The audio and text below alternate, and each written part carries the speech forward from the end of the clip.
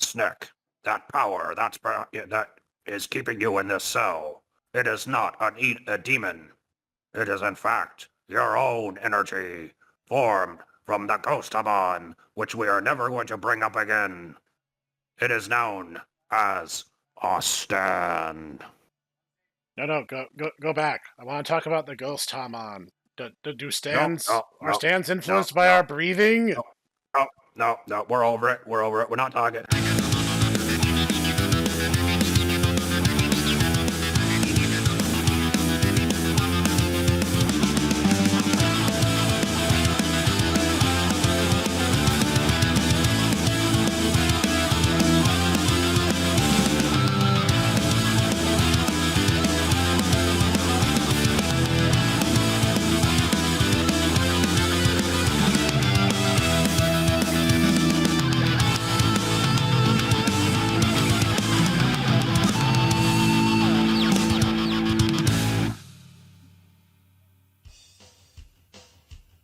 Here's an Egyptian guy. I think his name is Yami-Yugi.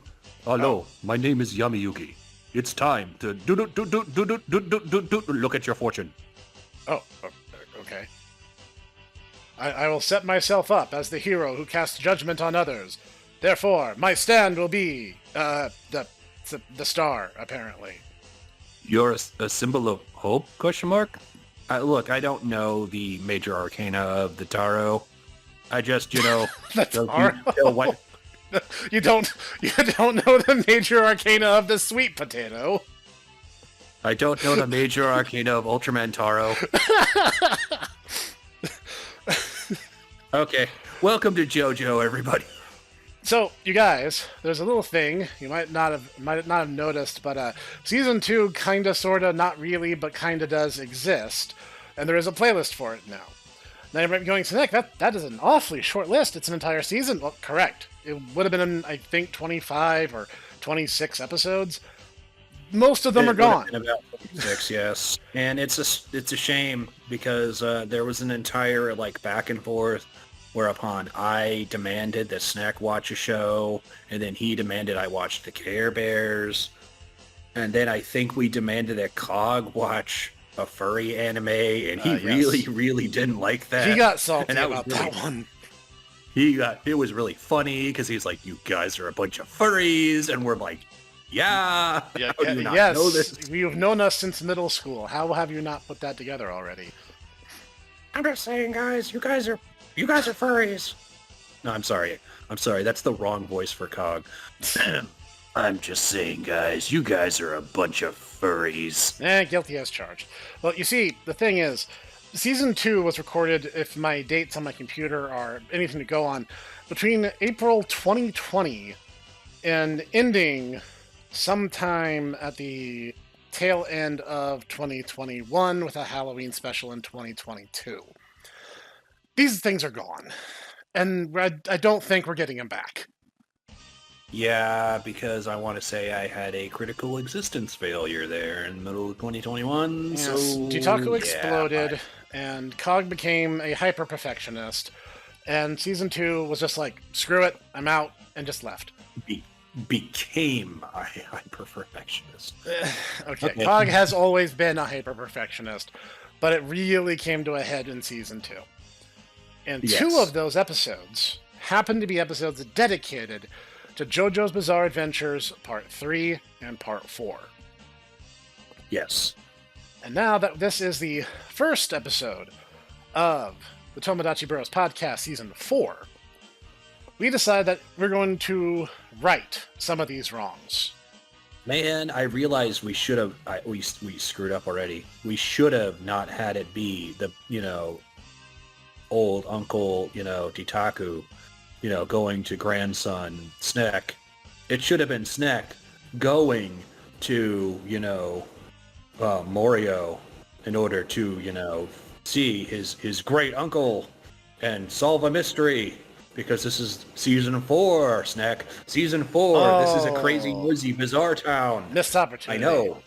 Missed opportunity. So, we're going to dive in. Season 1, there are episodes for JoJo's Part 1 and 2, that being Phantom Blood and Battle Tendency. This will be part 3. If you need a refresher or for some reason you're not familiar, read the manga. They are officially licensed in English. You can read Not them. only are they officially licensed, the Viz signature ones are hardcovers. They are beautiful, and they are bigger than usual manga. Yep. So they actually allow you to actually look at Araki's like excellent artwork. It really is. And So, the yes. thing is, because they're slightly larger volumes, they actually take up less shelf space, and the hardback binding is very nice. Mm-hmm. So go read them. They are excellent reads. And then go watch the David Productions anime and pretend the OVA doesn't exist. Because I wouldn't say it's bad, it's just very strange. I actually like how they like streamline some things. Like, for instance, they actually made Empress have like a connection to Whole Horse. I thought that was pretty neat. And otherwise, it's just like, oh, it's just this random thing that attacked Joseph Joestar. It's like, oh no, it was actually, you know, the woman that was with Whole Horse right before Whole Horse attacked them. That's kind of crazy. Whole Horse was under attack the entire time too. That's pretty crazy. Also, I will admit, I thought it was kind of cool that they had the Polnareff battle on Board of Strength. That was pretty neat too, yeah. That was actually kind of a clever thing, and it kind of makes sense in context. Now, that being said, so you guys are all caught up. You all know what happened in parts 1 and part 2. Part 3 opens in the 1980s. For you, little Jimmy, you who being 13 years old have no context for this. But you see, in the 80s, we had, you know, the dollar wasn't so inflated. Gas was relatively cheap. Groceries were vastly cheaper. And it was actually kind of expected that your average working person could buy a house. It was a good time. It was a good time for the peoples of the world. It was a good time for the pupils. For the pupils. And so, we meet the grandson of Joseph Joestar, one Jotaro Kujo, because but don't worry, he has to insult the Japanese right before this happens. Repeatedly. Too, by the way, he repeatedly insults the Japanese multiple times, which is really funny because he keeps doing it too. He does. So you see, you got to understand, Joseph, while culturally British, grew up in the United States. And in the manga, is referred to as America's JoJo. Yeah, he's an American citizen. Even though, I want to say he was technically speaking born in Great Britain. He is an American citizen. Yeah. And he has a beef with the Japanese because his only daughter, Holly, married a Japanese jazz musician who we never meet. Yeah. His only child. Only one. Only one. Singular fruit of his loins. Only one. In his healthy monogamous relationship, he only ever had one child. Well, to be fair, he does actually, dote on Suzy Q. It's very clear the two of them are in love. Just, we'll get back to that. Put a pin in that notion. Hey man. I'm just saying. When you're that jacked and you're like almost 70, I'm just Joseph saying. is doing really well for being as old as he is. Extremely well for himself, yes. And also, we have realistic body proportions this time. We are no longer, all... Realistic body proportions. Compared to Phantom Blood? Welcome to my 17-year-old grandson. He looks like a 40-year-old. Oh, yeah, okay. Counterpoint. Jonathan Joestar stood 6'6" and was built like an upside-down triangle at age of 23. Yes, and Jotaro looks like he could bench press his great-grandfather. All while smoking a cigarette and being like, yeah, what you gonna do about it, old man? I'm gonna bench press you. I say. This strange Japanese boy is bench pressing me.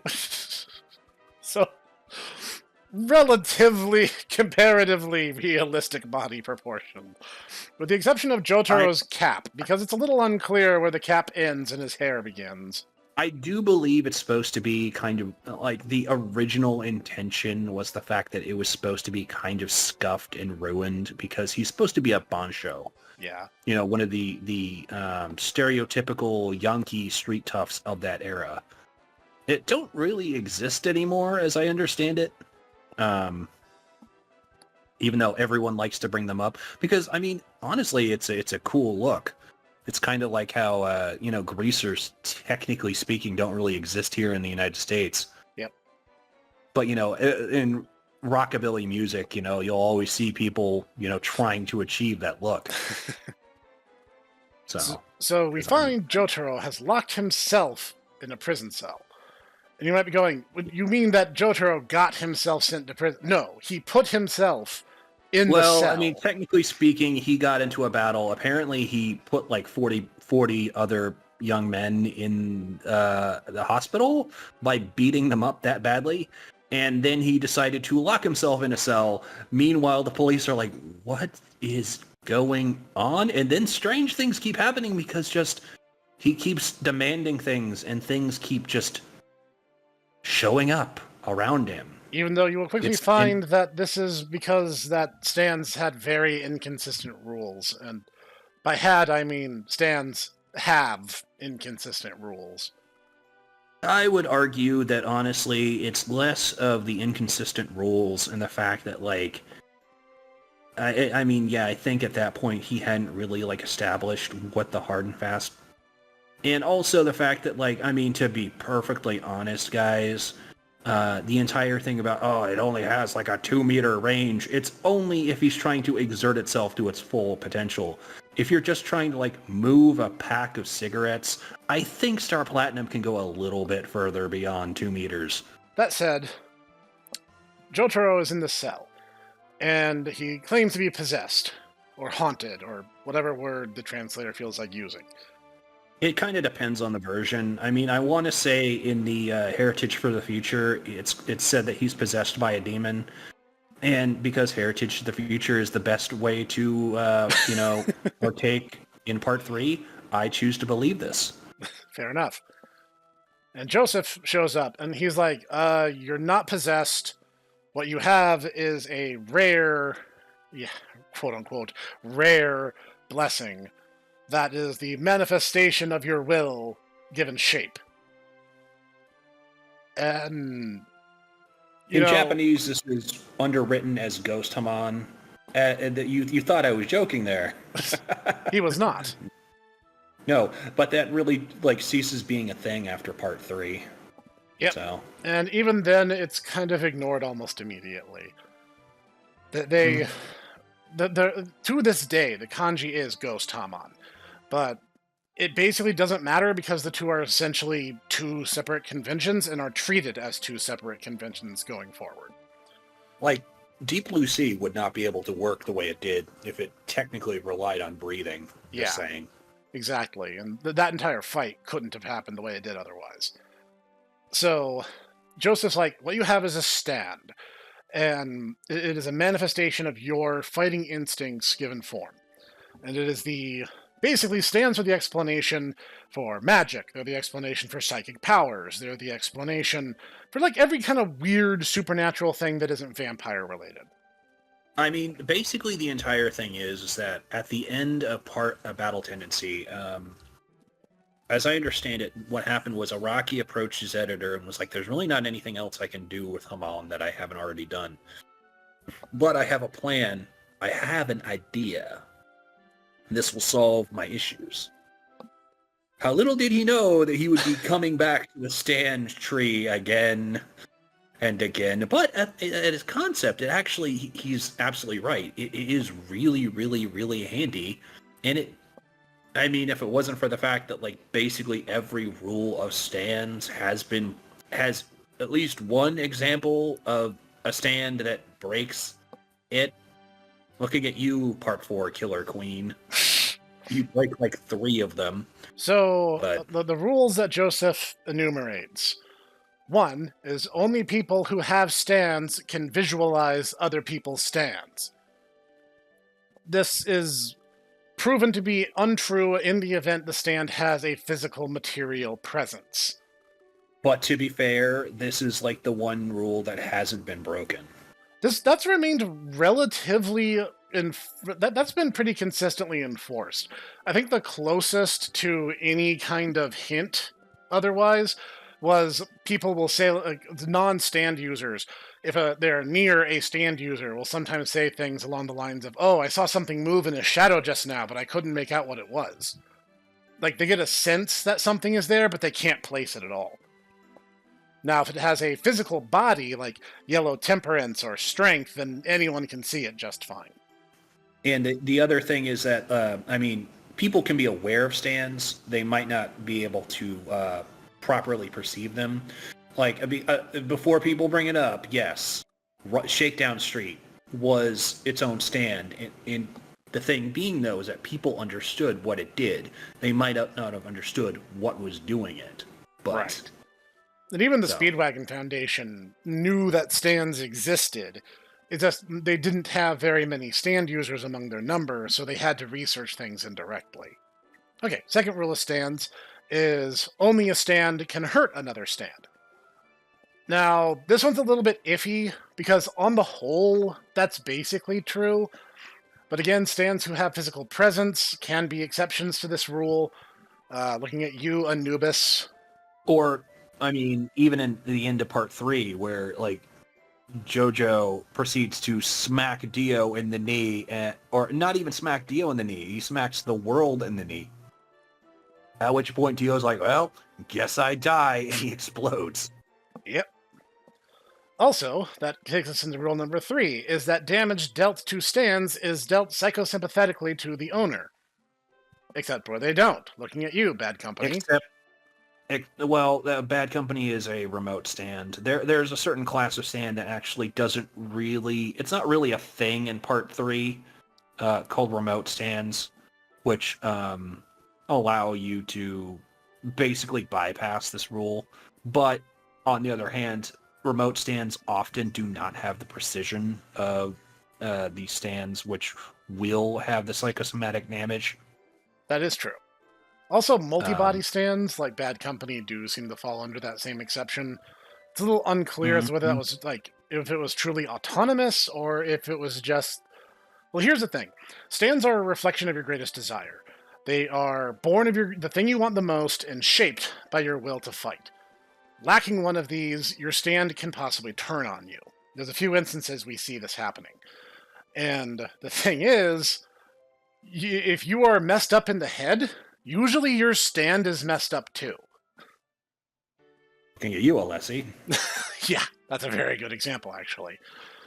So Joseph is like... Oh, no! I'm a grown man, and not anymore, you're not. Honey. I don't like where this is headed. So Joseph explains, like, this is your stand. This is how they work, and... His Jotaro's is named for the major arcana of the star, which symbolizes hope. And the tarot is kind of not super well known in Japan, so Araki made it so that most of them would have a special title or a color affixed to them. So it becomes Star Platinum. Platinum being a bluish purple color. You know, he gets the, big punchy boy who hits things really hard, really fast. And no, dumb Jimmy, JoJo's Bizarre Adventure did not invent the idea of the punch rush. It didn't. Stop. I mean, Fist of the North Star didn't even invent the idea of a punch rush. I'm just saying. And, that's where, honestly, the ora came from. It's literally, trying to emulate the Hokuto 100 Crack Fist. One of these days I'm going to actually have to do a TED Talk with Noodle on Fist of the North Star. I think that'd be good. Let's definitely revisit that sometime in the near future. To round out the team, Joseph is given Hermit Purple. Hermit Purple is a series of vines that extend out of his arms. And round out the team, he says, and there's like 3 other guys. I'm getting there. Joseph, Hermit Purple can interface with any kind of technology, but it does so in weird, somewhat inconsistent ways. Because Joseph, being the master artist of BS no Jutsu, extended that to his stand. His stand basically gives him limited psychic powers in kind of the more literal sense. He smashes a Polaroid camera in order to take a snapshot of someone thousands of miles away. I actually really like the psychokinesis that Hermit Purple gives him, because it's not limited to that. Actually, like he in the battle with the Empress, like he literally knocked over Incense Ash, and he's like, I need a route out of here, and literally Incense Ash proceeds to divine a route for him to get away, and he's like, oh, thanks, Hermit Purple. And I love how literally his ability is psychokinesis combined with infinite and the infinite amount of rope that I need at any given situation.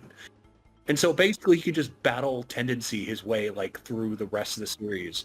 And then, here's Snek being like, I wonder why Joseph didn't have that many battles anymore. It's like, because he literally has all the tools he needs to basically win against any stand, really, at this point. I mean, that is sort of a thing.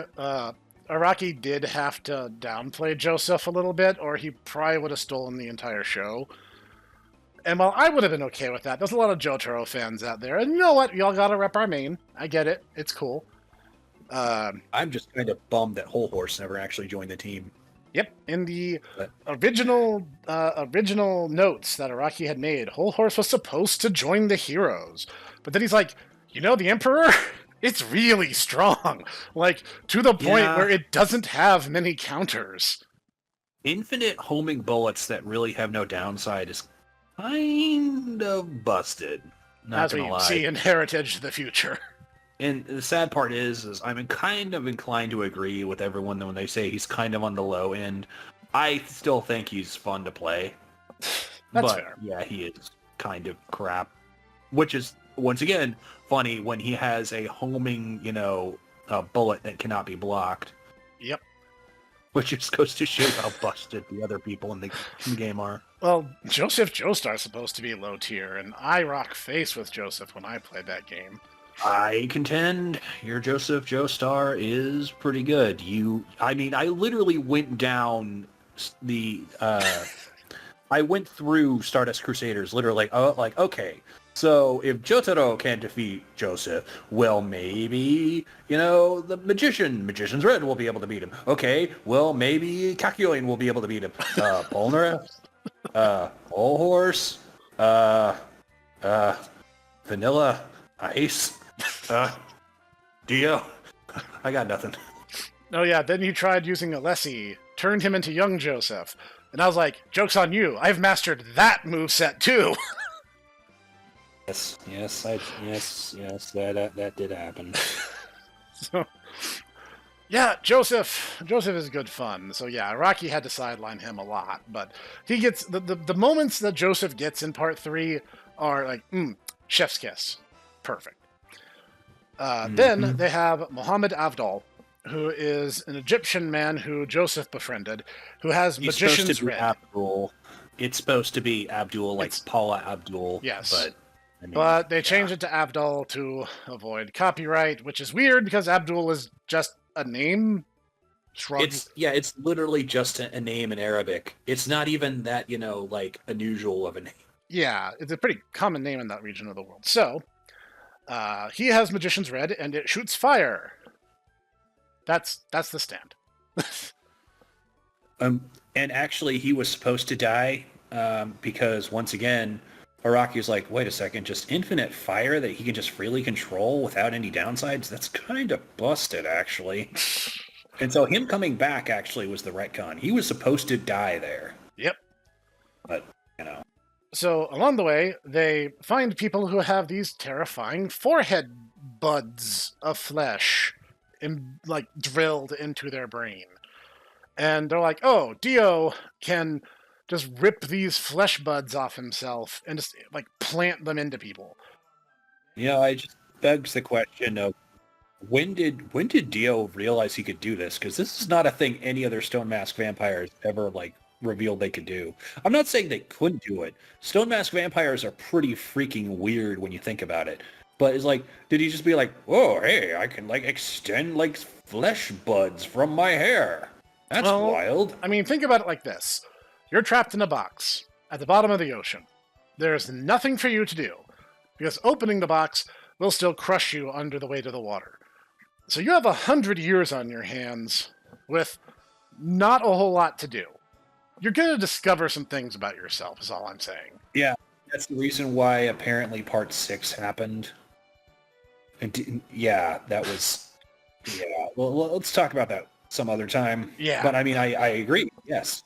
And it's also the reason why, Dio starts asking, young boys, hey, do you believe in gravity?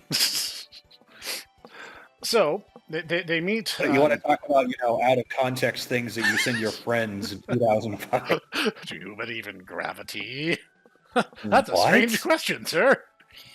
What? No, don't get sad. It doesn't really make sense in context either.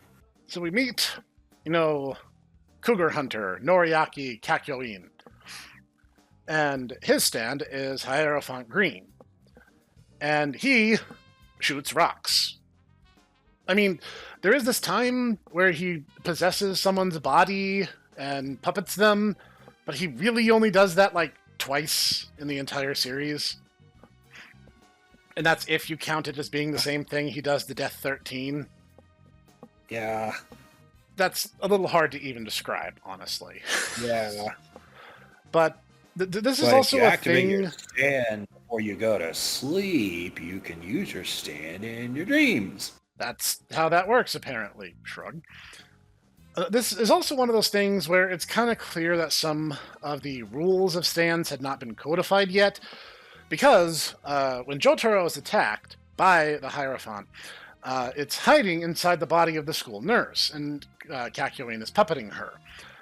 Jotaro forcibly drags it out, and Kakyoin has this little monologue where he's like, "Oh, my stand goes berserk when it's dragged out into the open, and now it will show you its rage." And it's like, either you're just chewing the scenery because you can, or, like, the idea was that stands were completely separate entities rather than extensions of who you are.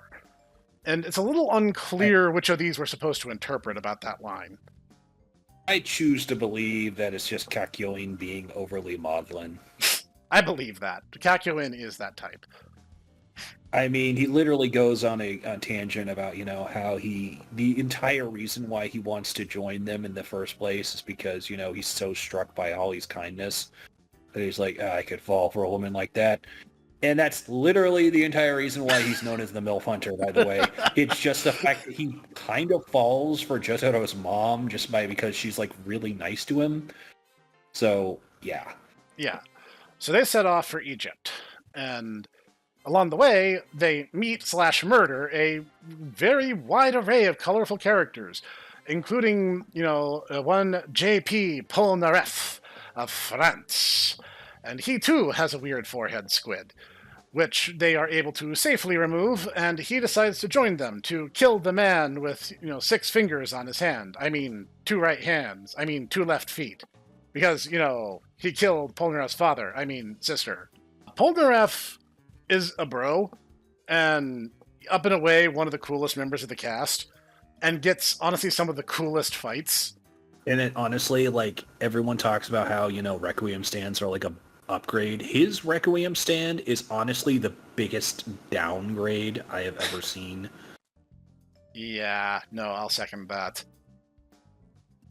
Requiem stands were a mistake, but that's an episode for another day. But Silver Chariot is a cool stand. First off, it's a sword fighter stand. It also has this cast-off mode, where the stand can then move super fast at the risk of lowered defenses. It can even fire off the blade, but it actually has to go manually retrieve it because he can't just pop out another one.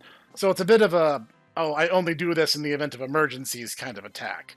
Cast off. Change. French person.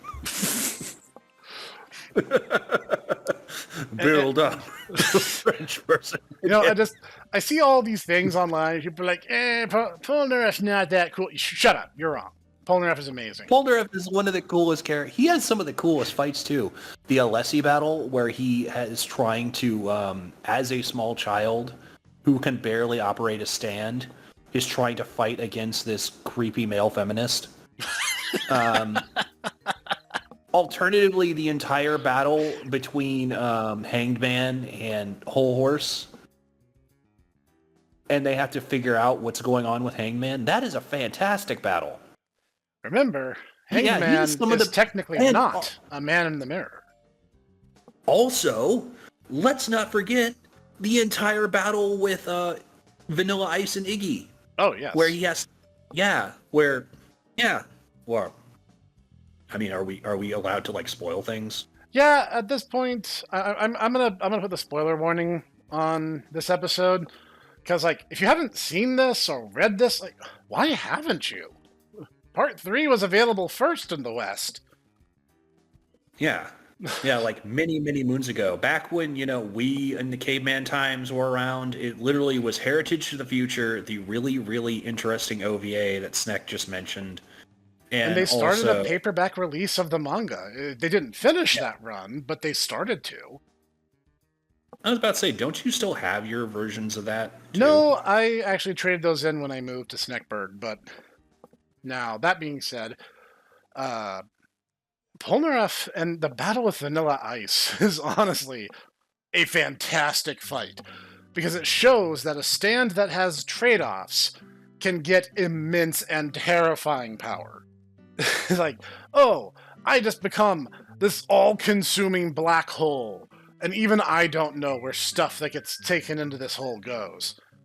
Oh, why do you get that far? Because I hate everybody. I literally hate everybody, except for Lord Dio. He's the only one I like. Everyone else has to die. But you eat yourself, yeah. But I can't kill myself with my own stand, but I hate everybody. As a certain, plucky cowboy once said, what kind of idiot kills himself with his own stand? We haven't gotten to that point, Snek. You can't talk about Johnny Joestar yet. Dark willpower. Hey, idiot, fall off your horse. Rella, mozzarella. All right. We can't speak about Steel Ball Run yet. Can't get there yet. It's not the actually for those watching in approximate time frame. By the time this video goes live, it'll probably be a month or two. They announced the Steel Ball Run anime about 2 months prior to this episode going live. So you guys will get to see Part 7 animated, which is going to be a treat, let me tell you. But yes, let me tell, just so everyone's aware, Part 7 was the most recent part when Snek and I actually got into the series. Yep. Like, the very first volume of Part 7.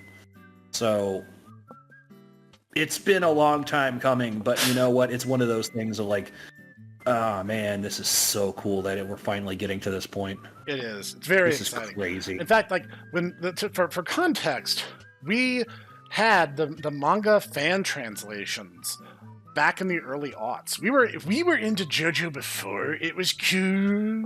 Okay. We were. We literally were. But here's the thing: we thought it would be impossible for JoJo to ever get an anime adaptation.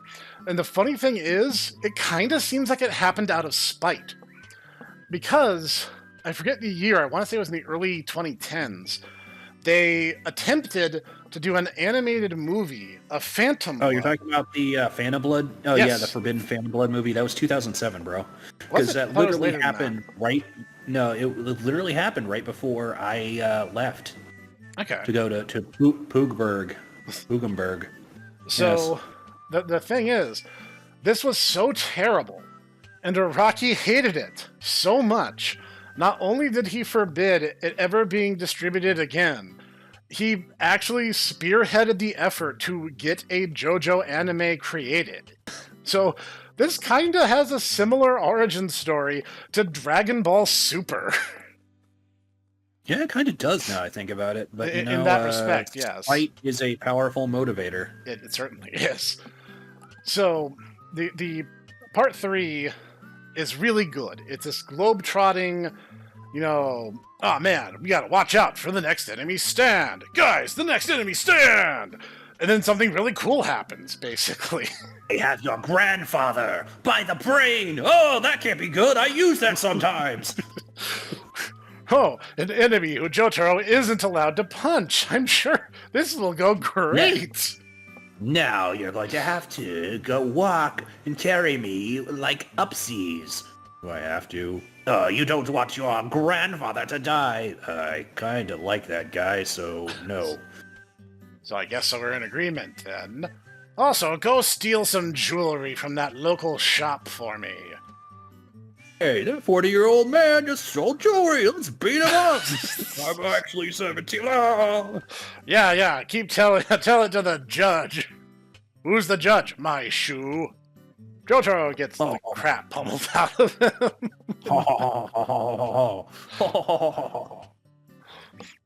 And Jotaro, we have defeated the enemy. Bueno. And then Jotaro gave him a stern talking to. For 3 pages. 3 consecutive panels of non-stop punching. I want to say that's actually a thing he can do in All-Star Battle R. If you do the Super Aura, you can actually, like, if you're in that map in India, you can actually do it to the point that they'll be retired. Does he do the, like, here's your receipt bit? I want to say he does, yeah. Nice. I need to get that game. I don't have it yet. I just remember we Really played good. through Eyes Over Heaven, which was its forerunner, so... It's really good. All right. Really good. I'll keep that in mind. So, part 3, I would say, overall, is consistently very good. The one thing I will say, the manga has a little bit more downtime. It'll have, like, little moments where the guys are just kind of talking amongst themselves. The anime kind of had to cut a bit of that just for pacing purposes.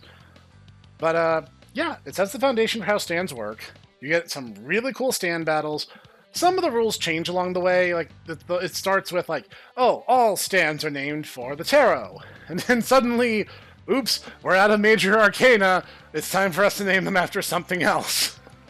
Yeah, and so they went with the 9 major Egyptian gods, I want to say, which was actually based off a esoteric version of the tarot that Aleister Crowley had done. And even though Dio is shown talking to 9 human figures, one of them is a bird and one of them is a sword. All right, Itaku. So let's get down to brass tacks. Mm-hmm. Favorite stand and Okay. favorite stand battle in part 3.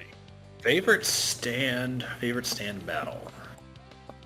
If we're limiting it to part 3, yes. Just part 3 for now. Okay, because I was about to say, it's like, whoa! I mean, if you think about it, Planet Waves is kind of cool. We'll get to that. I mean, I really do like the Emperor. It is a really cool ability. I would probably say if I was to have any one stand, or have it be a favorite, it probably would be Geb.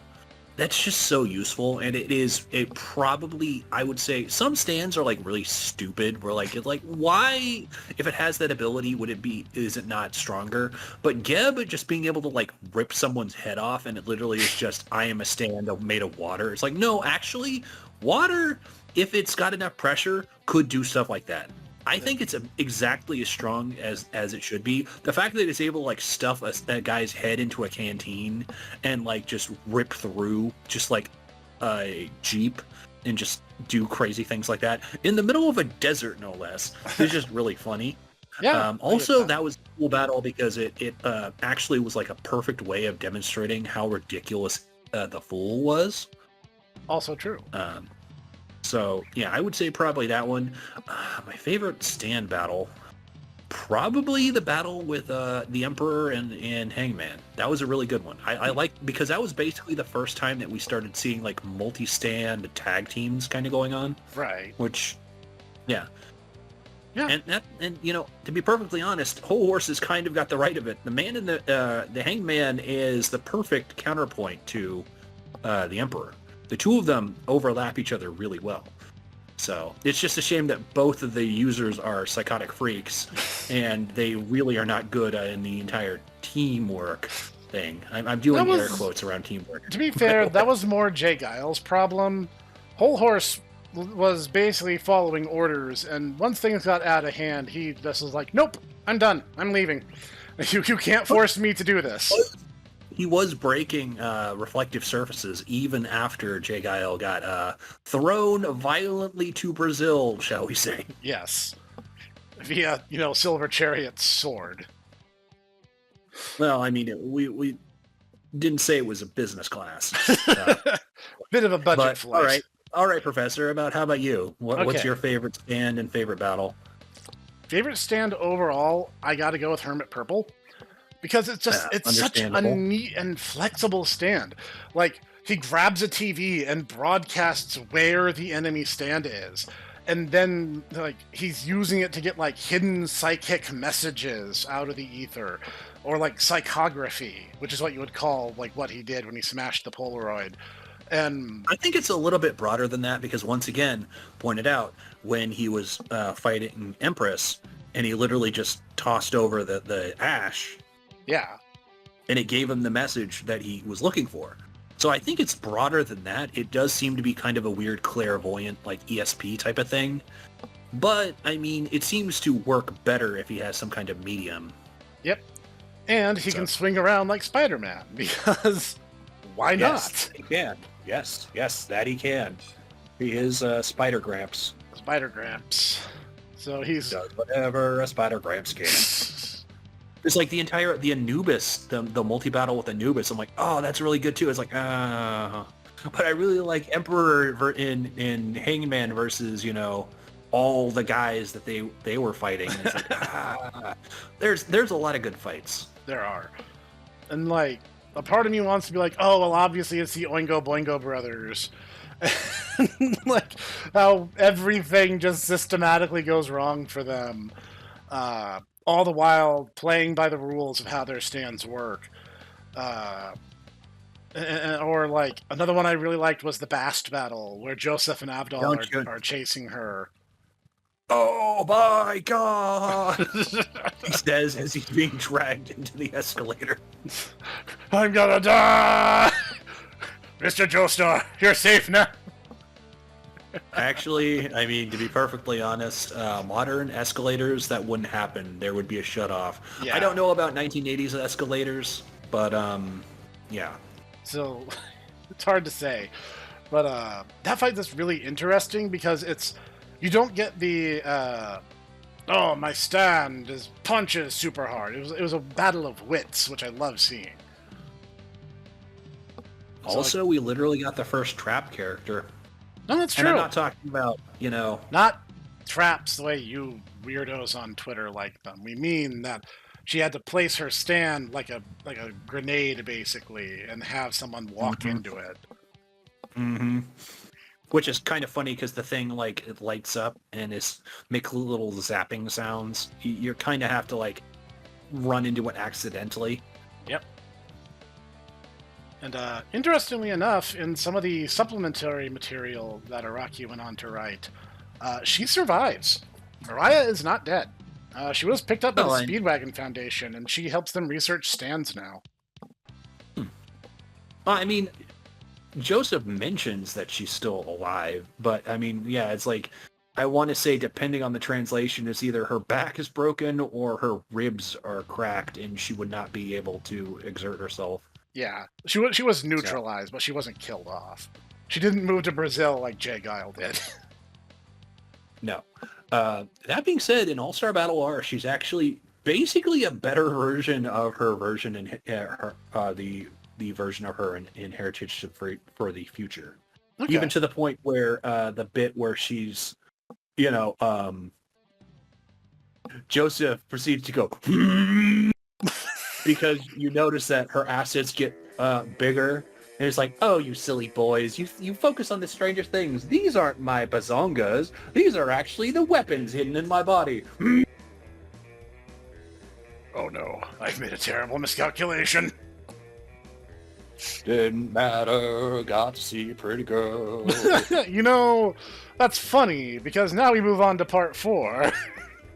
Oh, you mean the perfect monogamy, chapter? Joseph's perfect monogamous marriage turned out to be not quite so perfect.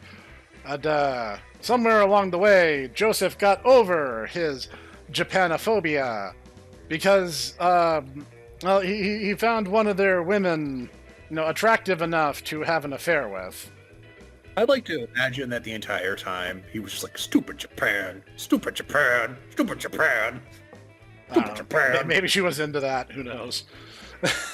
I mean, he's like 7 feet tall, so, I mean... America strong. I don't know. Stupid Japan. So... Wow, you're like as big as my refrigerator. I mean, he would be. Joseph was a big dude. So, we fast forward from the 80s to 1999. And there... A lot of things happened in the interim, but we don't go into that until later. Yep. We pick up in 1999 with high school-aged Josuke Higashikata. And, I gotta say, if not for Joseph, I would say Josuke, it would be my favorite JoJo. Because... Oh, so you're saying Joseph's son, then. Okay. Yeah. Joseph is my favorite JoJo, but Josuke may well be my favorite lead. It's hard to really describe. Because he's this very chill guy who's just trying to go about a normal life in the fictional city of Duan. Don't worry about the signboard literally saying Moriocho. It's definitely Duan. Stupid pumpkin head. Stupid little pumpkin. We apologize if the fan translators got the wrong species of rat for this scene. Obviously, the rest of the translation quality is so good that this sort of mistake is unacceptable. Kind of feeling so complicated. I feel you. Feel you. I feeling you. Feeling you. You had to have been there, and ladies and gentlemen, you do not understand because Part 4 has been retranslated, and there's actually an official version of Part 4 out now. And I'm going to be sad if there isn't actually, gonna have the got a feeling so complicated and other like legendary. They changed it. I have all of part 4. Oh, I have all of part 4 on DVD and in the books. And Get a Feeling So Complicated is changed to whenever I stop to think on it, I get a really complicated feeling. And Feeling You was changed to, man, I totally get that. I feel that in my soul, or something like that. But did they keep the who in face are you, though? No, it's Jotaro says, who in actuality are you? Oh. Yeah, you had to have been there, yeah. ladies and gentlemen. The fan translations for parts 1, 2, and 3 were pretty spot on. Part 4 just wasn't for whatever reason. Part 4, 5, 6 were not. Not so much. Part 4 really... But, I mean, once again, you kind of had to have been there, and it was kind of a case of this one, Chinese guy, apparently, translated the entire thing off of bootleg soft covers, and then proceeded to send it out to the rest of the world. And they're like, we don't know who this guy is, but he was a machine, because he did this in, a really, really fast amount of time. And yet, despite the oddness, you could basically follow it just fine. It wasn't incomprehensible. As opposed to Part 5. Part 5 got completely incomprehensible. Part 5 was already incomprehensible. I mean, never mind the fact that, the entire, King Crimson, how does it work? Literally, that's because of how incomprehensible those scans were. They kept misinterpreting the way that his power worked. Yeah, King Crimson isn't complicated, but that's a fight for another day. So part 4 takes place in the fictional town of Moriocho. It's loosely based on Hirohiko Araki's actual hometown, but the town itself is entirely original. That's right. And it's kind of... He went to, weirdly deep into, its culture and its history. Yep. And he even gave it like its own heraldry and everything. It's actually kind of cute. It is. There's a lot of love put into Mario, which is part of the reason Part 4 is probably my favorite part of JoJo. Now, I know back in Season 1, I said Part 2 is, and if there was ever a rival to Part 4, it would be Part 2. But I mean, honestly, never mind the fact that it literally is probably that one time where it's like, hey guys, what would happen if a bunch of superheroes just like had a regular day? And that would be basically be part 4. It's just a bunch of weirdos with superpowers having like regular adventures. yeah, it's Oh yeah, I mean, there's like a murder mystery going on, but you know, that's not like a terribly concerning thing. there's actually a couple murder mysteries. Like that, one of the things they mention is Mario Cho is a magnet for weirdos and oddballs. So the first thing we learn is about a serial killer named Angelo. And he uses a stand kind of like Geb, but in some ways more limited and in some ways less. Actually, I know the musical reference for this. Aqua Necklace? It's actually Aqua Necklace is the reference is Asia's Aqua album actually with the entire light motif. You know how the climactic final battle happens during a thunderstorm? Yeah. The major song on Aqua was "Who Will Stop the Rain," Oh. which is actually this very sad OAR album or OAR song about how humanity is ruining the earth, and it's a very maudlin like 90s like think of the rainforest type of things. But I mean, it if you're just going by the imagery of the song, I mean that's what it is. So Yeah, checks out. yeah. So, Jotaro goes to Mario Cho to discuss inheritance rights with the illegitimate son of Joseph Joestar. Again, that's our boy Josuke. And Josuke is so chill. He's like, dude, you don't even have to give me anything. I don't care. Like, I don't want to hurt the family. I don't want to cause any stress. I never knew my dad. So, like, it doesn't really matter that much. So, like, let's not worry about it. If anything, actually, it's really funny when Joseph actually does appear.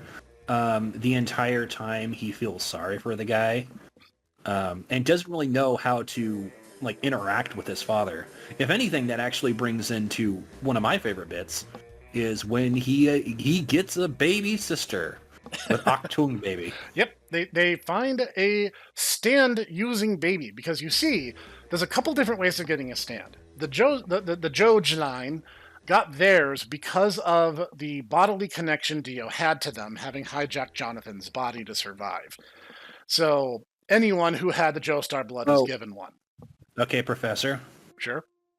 I know you want to talk about it, so why don't you talk about it now? Because we're kind of getting into that situation. Right. So, there's the arrow. No, not the arrow. Not the arrow.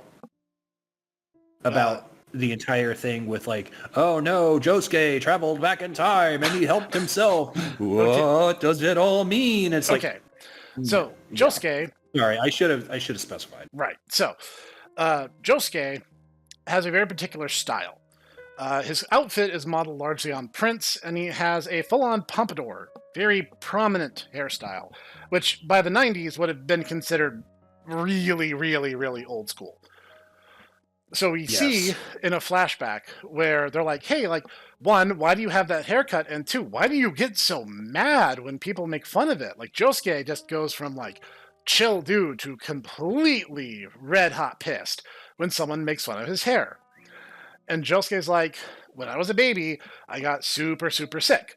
And this, ladies and gentlemen, is a continuity nod because Dio's influence on the Joj line stands meant that Josuke was basically being suffocated by his stand the same way Holly was during part 3.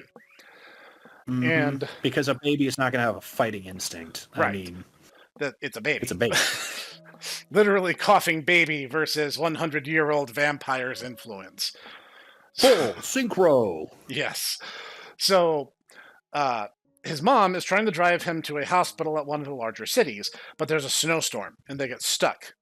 And when they get stuck, this guy with a similar hairstyle, a pompadour, which again would have been kind of part of like Japanese thug culture in the 80s. So the idea that Araki was touching on is appearances are deceiving. Because if a Japanese person saw another one with this hairstyle and style of dress, they'd be like, oh, they're trouble. They're going to be troublemakers. They're going to be troublemakers their entire lives. They're good for nothing gangsters. You don't want anything to do with them. This guy, who would normally be perceived as a thug, takes his coat off and tucks it under the wheel of the tire to give it traction. And he's like, once you start moving, don't stop, or you will get stuck again. And while he's doing this, Josuke is looking up from his car seat and sees the man who basically saved his life. So there was a fan theory for many years that somehow Josuke himself went back in time and saved his infant self, thus starting a recursive hairstyle loop. This is not true. Araki has come out and said that's not Josuke, and if it was, it would cheapen what the story was supposed to be saying. Because Josuke was supposed to look like a punk and a troublemaker, and in some ways he kind of is, but Josuke is mischievous. He's not malicious at all. There's not a bad bone in the dude's body. Yeah, it's very clear that, he kind of captured that, sneakiness of his dad. Because his dad was, if anything, even worse. Oh, yeah, no doubt about it. So, but the thing is, Josuke and his soon-to-be best friend Okuyasu look like thugs. So people would look at them and probably give them a very wide berth. But then, the villain, the main villain, who shows up about midway point-ish, Yoshikaga Kira, is a well-dressed, well-groomed gentleman. He's a businessman. He goes to business store office and does the business like a pro, and everyone respects him, and he shines his shoes and always dresses right for the occasion. He also happens to love killing young women. And then keeping their hands as ghoulish fetish objects. This... Okay, so the point that I had just was thinking about was basically the fact that, if you think about it, part 4 is basically Bully McGuire versus Patrick Bateman. I hadn't put that together, but now that you've said it, I can't unthink it. I mean, that's really what it is. Yeah, it's good Bully McGuire versus the evil Patrick Bateman. Hey, you guys like Huey Lewis in the News? Or, no, I guess it would be, hey, do you guys like Queen? Yeah, so that's the thing. And, okay, I'm gonna kind of fast forward for just a second to talk about Kira, because honestly, I think Kira's one of the most fascinating villains JoJo's ever had. Because up to this point, I mean, the fact that in JoJolion they actually basically were like, hey guys, what if Josuke was Kira and Kira was Josuke? Yeah. That it's an episode for another day. So, Kira... You're saying that a lot. Kira is a really interesting character, because up to this point, the villains have been vampires and super vampires. Supernatural beings with stands that were built from the desires of supernatural beings. Kira is just a dude. He even said, his entire life, he would, deliberately underperform. He would try to get second and third place trophies in contests that he entered. He would not want to stand out from the crowd. He'd want to make achievements. He'd want to, prove that he can do well. But he didn't want to stand out. Jotaro mentioned that later on when they investigated his house. He's like, this is very odd. This guy is clearly hyper-intelligent, and yet he's always achieving third place. This is very clearly a deliberate choice. Yeah. And his stand, Killer Queen, was just born to sate his psychotic desire. He just wants to kill. That's just who this man is. And every ability that Killer Queen gets is a reflection of the desire to see that carried out. He wants to kill in a way that leaves no evidence. There's no body left behind. There's nothing for the police to find. Blowing them up is the perfect way. I was gonna ask, how does one achieve, what evil desire does one require to have a heat-seeking, indestructible cruise missile? But, now that you say that, that makes sense. Yep. That entirely makes sense for sheer heart attack. It's something, potentially gets away if there's any loose ends. Oh, well, I'm just going to send my right hand to deal with it. That's the, tiny talking tank that's also a cruise missile. Look over here. What? Oh, geez, oh, God. Yeah, you wrap up the loose ends. The Killer Queen removes the evidence at the crime scene. Sheer heart attack removes witnesses and anyone who could be a threat to you, because it's literally just an armored tank. And then, when he gets its fully evolved form and bites the dust, it's to make it so that even if he makes a mistake, he can undo it and fix it and live his perfect plant-like existence. Because he keeps saying, I want to live a simple life. I want to live a quiet, down-to-earth life where I just casually murder people constantly. And I'm never bothered. Well, that's the entire thing, is that he wants to live a quiet life, but he can't stop murdering people. That's his entire thing, and that's the issue with his conundrum. If he had just tried to live a quiet life, he would have been fine. But he just had this compulsion in him that he got a thrill from murdering people, especially young ladies. So, So all you people out there, and he mentions it. I mean, honestly, the entire final battle would not have happened if he had actually not killed that last couple. Albeit in the David Productions anime, that's one of the best bits. Oh yes, absolutely. The thing, because it actually shows his fingernails like growing as he's just interacting with these people, and they're just insulting him the entire time. It's like, that's it. Yep. I'm gonna kill you. You see the madness given form, which was just, I love it, love it. So here's the thing, for all you babies out there, who are like, Killer Queen makes no sense. No, Killer Queen makes perfect sense. And it's already established the arrow can give a stand to one who doesn't have it, provided they have the potential and or get their bacon rescued at the last second. And two, if the stand has grown, if the stand has reached a state where it's ready to change, the arrow can bring about that change. So a stand having a substand is not new or unique to Killer Queen anyway. There's already been a few of those. And then it takes on the properties of autonomous stands. He wasn't willingly controlling sheer heart attack. It had one rule, and it just went off of that. It was a heat-seeking bomb. It was to make it as clean and easy for him as possible, because he doesn't like getting his hands dirty, literally. Mm-hmm.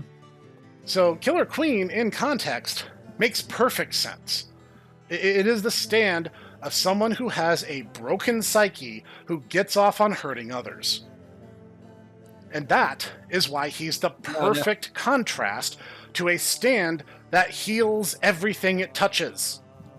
No, Snek. So the guy who openly admitted to a nurse that, he when he saw the Mona Lisa, he got excited, definitely normal.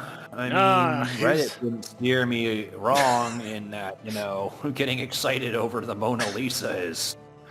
That's definitely that's not weird behavior. And I'm a big fan of VTuber Pipkin Pippa, but holy crap, her reaction to Kira. She was like, I can fix him, guys! I'm like, oh my god, you would so get exploded. You are going to end up on his hand collection, Pip. Yeah, seriously. You are going to die. But knowing her, she would have some kind of ridiculous stand too.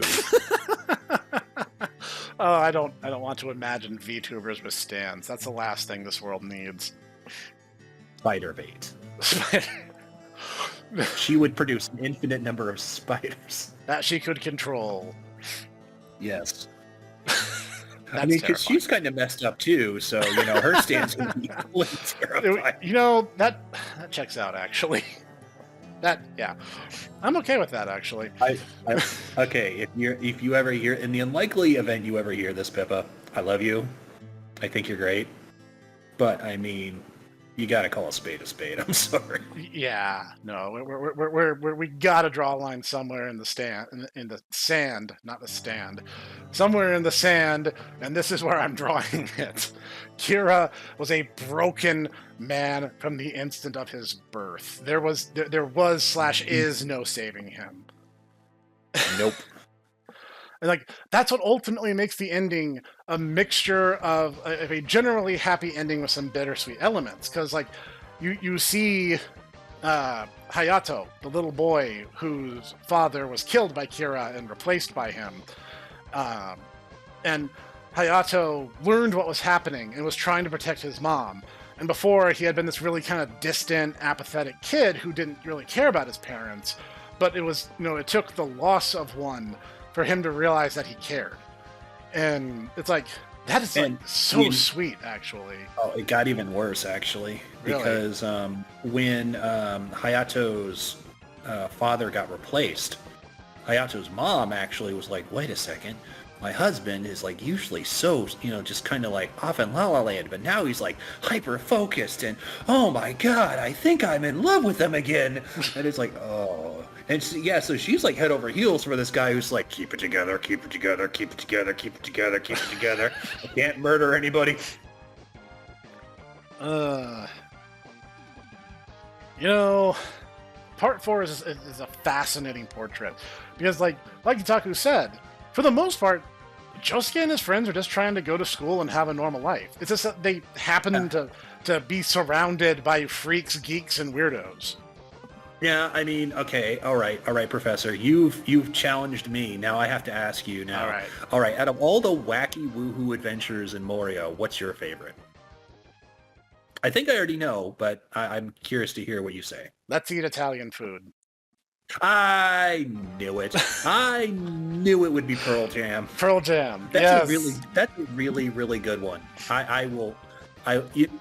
For me, honestly, it is going to be the first instance of them interacting with the man, the myth, and the legend, Rohan Kashibe. Because the entire thing just like paints him to be a like utter psychotic freak. And I mean, to a certain extent he is. But I mean, he's not a bad guy. He's a weirdo. He's a weirdo, yes. Yeah, because everyone in Morio Cho is a weirdo in some way or another.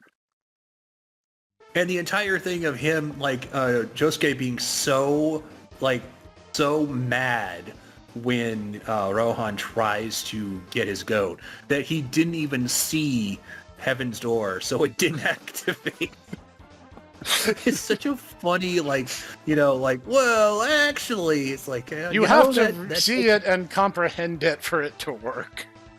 Yeah, and it's like, no, that makes sense. No, that makes sense. I've ever been so mad that you can't even see a comic book? Josuke has. It literally is, you're so mad you can't see straight, yes. Yep. I think I have been that mad maybe once in my entire life. So... And the thing is, you guys have got to understand, Itaku sent me these fan translations, pretty much of like 1 to 6, all in bulk. And I was just like, I'm going to sit down, I'm going to read this. Because he showed me a little bit of it. I think it was the very first bit I ever saw was probably, I think, Yellow Temperance. And I was like... Yeah, I want to say that was about where I was when I basically really got into it. And so I sent it to you. Yep. And...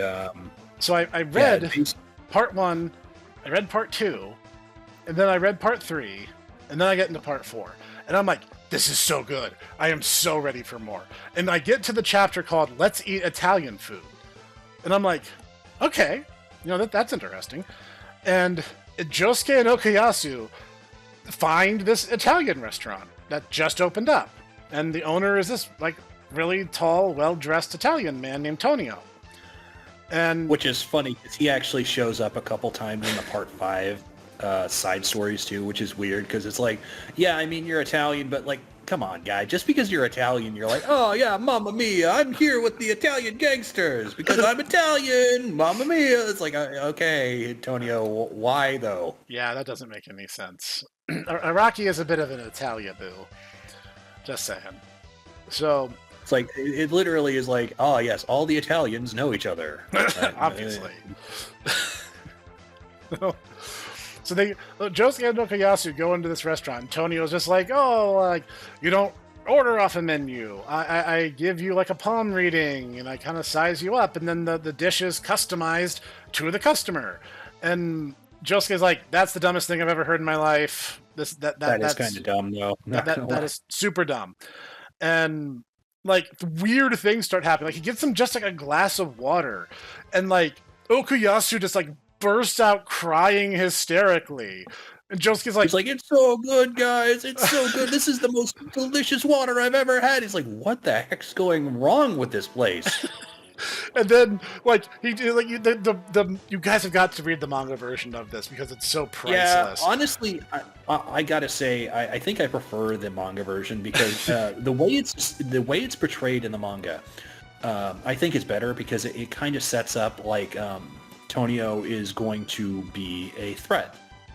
He's like drawn in a very threatening way. He's basically all in Dutch angles, and the entire time he's just giving them sidelong glances like, ugh. They don't really do that in the David anime. Nope. I don't think. I think probably it's the fact that it's got all the colors and everything. Yeah. And even though they try to make him, they have like the shadows under his eyes. It just doesn't. It's not the same thing. It's also a pacing thing. They probably only had so much time to dedicate to Pearl Jam. And yeah, that's true. Like in the manga, there's a bit more build up. So like Okuyasu starts crying hysterically, and then there's like water literally like gushing out of his eyeballs, and Josuke's like, "Oh my god, are you going to die?" And like he's about to like go to the kitchen to get answers, and then he turns around, and Okuyasu's fine, and he's just like, "Oh no, like that felt really good actually." And Josuke's like, "What? What do you mean?" And then I distinctly remember he got the appetizer, and then he started like, he took off his jacket, and he's like, my body is burning up. Whoa! And so he actually took off his jacket, took off his shirt. It was like scratching his shoulder, and he's like, oh my god, I pulled off like an entire, like a basketball of like size dead skin and dirt off of his shoulders. And I mean, to be I had a situation not terribly long ago where I actually sat down and was like, my foot's kind of itchy. And so I actually got a callus remover. And I removed a huge amount of dead skin off my feet. And I'm like, wow, this feels way better. And the professor I respond with, wow, you will not believe what I just pulled off my foot. And Snek's like, oh, so you just had your own Pearl Jam incident, huh? I'm like... Yeah, I kind of did. Yeah, kind of. And, like, he holds up, like, legit, like a basketball of his dead skin. And Josuke's like, bro, that's not normal. What is happening? And just, Okuyasu's like, no, you don't understand. I want to keep eating. And Josuke's like... With them, Josuke sneaks into the kitchen, watches Tonio feed a bit of the pork cutlet that they're going to he's going to feed to Okuyasu to a puppy, and the puppy's like stomach explodes, and Josuke is like, oh my god, he's gonna kill you with like a bomb or something. And so he rushes out, and Okuyasu's already eating it, and he's like, oh no, at which point then his entire stomach just starts churning, and like his intestines are blowing out, and he's like, oh no, you killed my friend. And so he proceeds to run back into the kitchen, at which point Tonio sees him, spins around with a cleaver, and is like, you didn't wipe your feet. You didn't wipe your feet, and you didn't wash your hands when you came into the kitchen. And Josuke's just like, what? And he's like, I just saw that puppy explode. And Tonio like steps out of the way, and the puppy's just fine. And he's just sitting there with his tail wagging and his tongue hanging out. And Josuke's like, what about my friend? You killed my friend. He's like, did I? I don't think I did. And then he just turns around, and Okuyasu's just fine. And he's like, don't worry, like 30 feet of my intestine just sprayed out, but I'm okay now, and I'm not constipated anymore. Yeah, he wanted to say he's like, I haven't taken a dump in like 2 days, but now I think I'm fine. Yeah. Yeah, so it turns out that Tonio actually is just a guy. He's just actually an Italian chef. And his entire thing is just, he has Pearl Jam, which is just a stand that allows you to get really, really good results from eating good food. Yep. And that's his entire thing. He really wants to be a good chef. He does absolutely nothing wrong. Nope. Literally. He doesn't. No, he's just a guy. He literally is just a guy. I think he helps them in a later case, but I mean, he's just literally just a chef. I mean, he's not a fighter or anything. No, he's not. There's a bunch of characters that are like that, actually, that will just show up and help people and help them, but they're not like actually active fighters. Yeah. Cinderella is like that. The Lock is like that. And that is an awful, awful one. I'm, you want to talk about like, because you'll notice with certain characters, like certain characters basically get deformed. I swear, after he shows up, he basically got shrunk like half his size. Like, because he's taller than Koichi before, but then he's like about the same size as Koichi. He gets sized down a little, but he was short. Like, he was way shorter than Nokoyasu and Josuke. But like, yeah, he definitely shrinks at some point. There's no doubt about that. Yes. Pretty sure that Echo's shrunk. Yeah. I don't know how they did it, but Echo's like just beat him so hard. He shrank. He deflated, maybe. Weirder things have happened in JoJo. Just saying.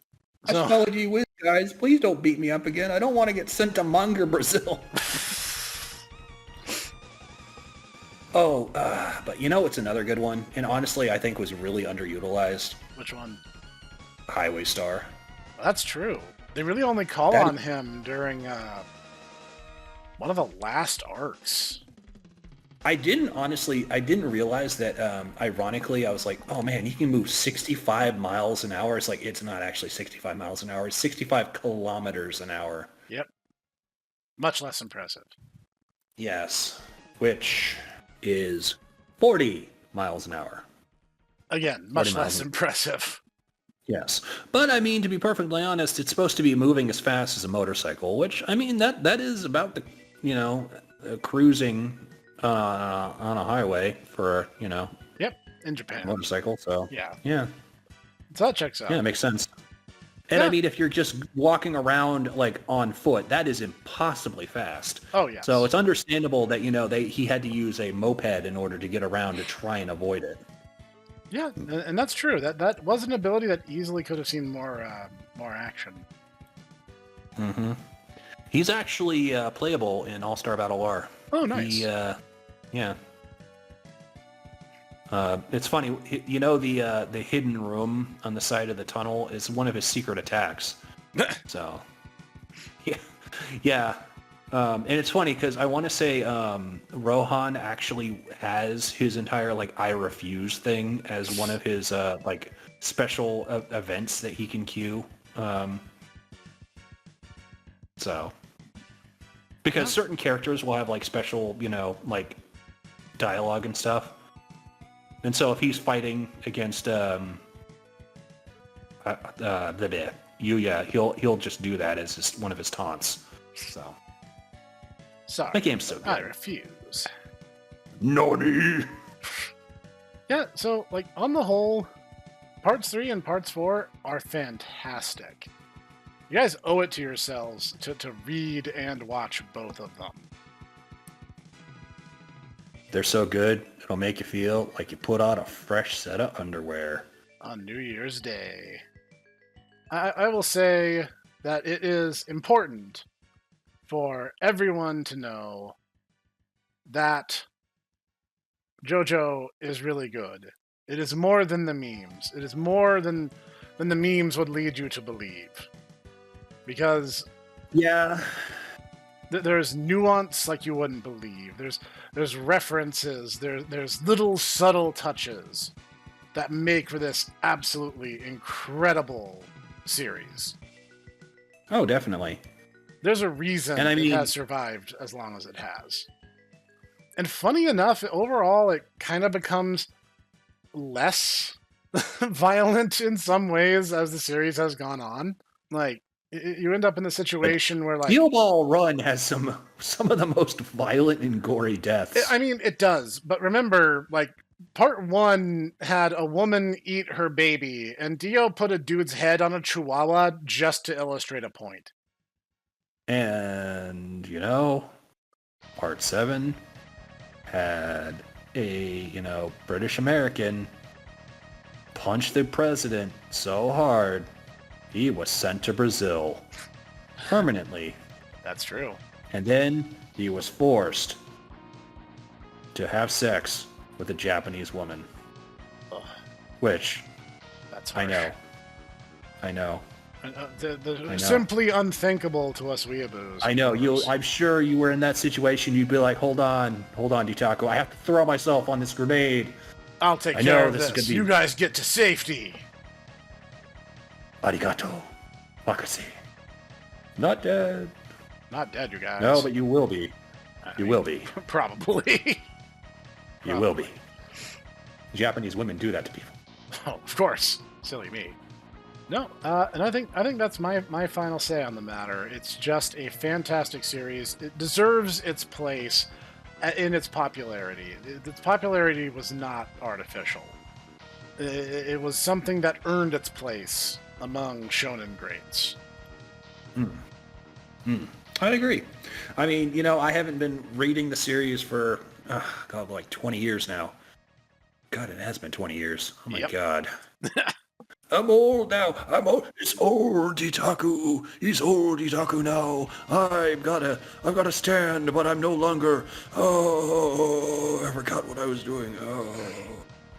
Ah, man, guys, it's old Taku. Old Taku. He only plays on the Famicom. Oh, that is an old Taku. But yeah, no, I think it's good. I would agree that I feel like, trying to just look at it through the lens of just this is the origin of memes is kind of a disservice to a fantastic supernatural horror series. And yeah, I mean, I think Araki definitely has gotten better with his writing, definitely gotten a lot better with his art. And I feel like right now it's actually probably at its best. I just wish that I had time to actually sit down and like read JoJo Lands, because I liked what I saw, but it's just, man, there's just not enough time in the day. All right, everyone. Thank you for joining us for the start of this new and exciting season. We hope to have more great stuff like this, some of which is going to be playing catch up from the loss of season 2, and some will just be all original stuff. So we hope that you keep joining us here at the Tomo Bros podcast. So thank you, Itaku, for helping me kick off this new season. My pleasure. And we're going to see next you episode. Kamen Rider. Because we're going to do a Kamen Rider overview. Yeah, let's do Kamen Rider next time. Okay. Yeah, no, that sounds fun. Kabuto. Yeah. Kabuto is a thing that exists. And we will see you guys there.